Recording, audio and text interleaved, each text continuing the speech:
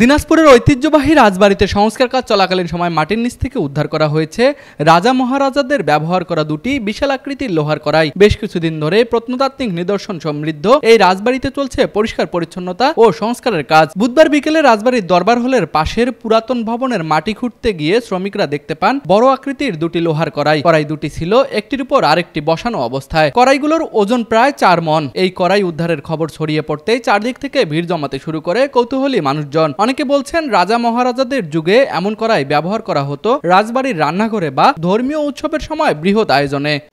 এটা আমি খুঁড়তে যাইয়া এখানে মেলা সাফ করার সময় আমি খুঁড়েছে না খুঁড়তে খুঁড়তে তখন ওই খট করে লাগলো, তখন দেখি চতুর্দিক দিয়া খুঁড়িয়া একটা বিশাল একটা কড়াই। আমি বার করে তখন মাঠের মধ্যে নিয়ে আসি, লোকজন আসি তখন দেখে বলে এটা কতদিন থেকে আছে কেউ বলতে পারে না। এই সংস্কার কাজ করতে যে বস্তুটা পাওয়া গেছে যেটা কড়াই বলা হচ্ছে, এবং কড়াই এটা মনে করেন যে মনে হচ্ছে সেই প্রায় রাজার আমলের কড়াই কোনোভাবে সেখানে এসেছে। এই সংস্কার খনন করতে যায় সেটা পাওয়া গেছে। তা আমরা আশা করি এই ধরনের আরো অনেক কিছু পাওয়া যেতে পারে। আমরা এই কাজের জন্য জেলা প্রশাসক মহোদয়কে ধন্যবাদ জানাই। আগেরকার রাজার আমলের কড়াই, সেজন্য তো শুনেই আমরা এখানে আসলাম দেখার জন্য।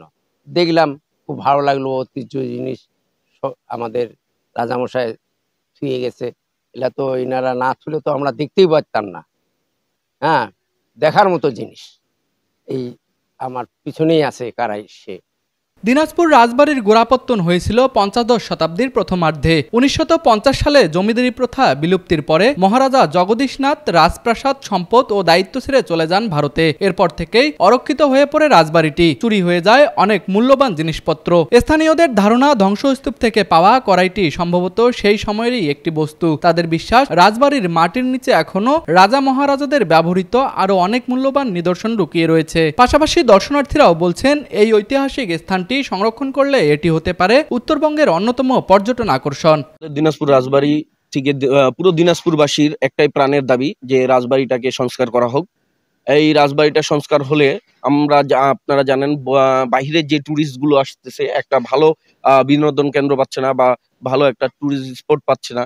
তো আমি মনে করি এইটাই রাজবাড়ি, এটাই আমাদের দিনাজপুরের জন্য বেস্ট একটা আর কি প্লেস হবে, যেটা বাহিরের যারা বিদেশের টুরিস্টরা আসবে তারাও এখানে আসে, তারা ভ্রমণে আসবে।